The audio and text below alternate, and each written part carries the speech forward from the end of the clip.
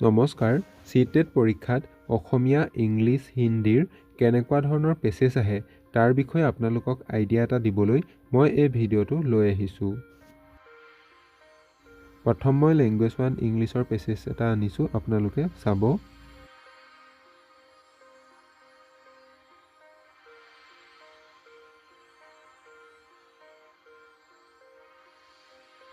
Ninety ওৱানৰ পৰা 105 নম্বৰলৈকে মুঠ এই 15টা পেছেজৰ প্ৰশ্ন থাকে। আপোনালোকে প্ৰশ্নবোৰো চাই লওক কেনেকুৱা ধৰণৰ আহে। ইংলিছৰ যিবোৰ গ্ৰামাৰ আহে এই প্ৰশ্নবোৰৰ পৰাই আহে।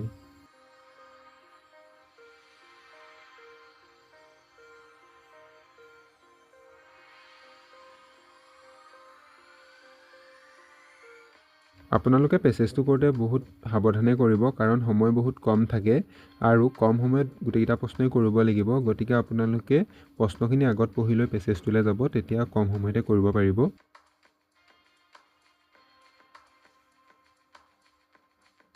তেনেকৈ আপোনালোকৰ লেংগুৱেজ 1 হিন্দীটো মুঠ 2টা পেছেজ আহে।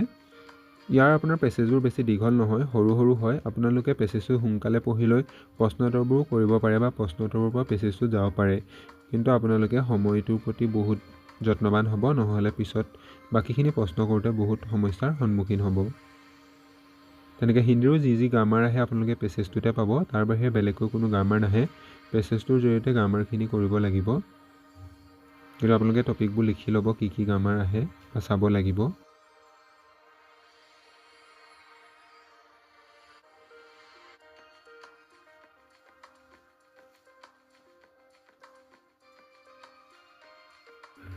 তাৰপিছত লেংগুৱেজ 1 অসমীয়াৰো পেছেজ আহে 2টা। আপোনালোকে পেছেজটো ভালকৈ পঢ়ি ল'ব, কাৰণ অসমীয়া পেছেজবোৰ বহুত দীঘলকৈ আহে। গতিকে ইয়াত আপোনালোকে পঢ়ি লৈ আকৌ প্ৰশ্নটো পঢ়ি আকৌ পেছেজটোত বিচাৰোঁতে অকণমান সমস্যাৰ সন্মুখীন হয়। গতিকে প্ৰশ্নখিনি আগত চাই ল'ব বুলি মই ক'ব বিচাৰোঁ। তেতিয়া আপোনালোকে অতি কম সময়তে উত্তৰটো বাচিব পাৰিব। কিন্তু প্ৰশ্নটো পঢ়িলেও ভালকৈ আপোনালোকে পেছেজটোত শব্দটো বিচাৰিব, কাৰণ একে শব্দ থকা উত্তৰবোৰেই দিয়ে, যাতে আপোনালোকে কনফিউজিং হয়। গতিকে বহুত সতৰ্কতাভাৱে ইয়াৰ উত্তৰখিনি কৰিব লাগিব। এনেকৈ অসমীয়া গ্ৰামাৰবোৰো পেছেজৰ জৰিয়তে আহে। মই অসমীয়া গ্ৰামাৰ কি কি আহে মই তাৰ ওপৰত এটা ভিডিঅ' দি থোৱা আছে, আপোনালোকে সেই ভিডিঅ'টো চাই ল'ব।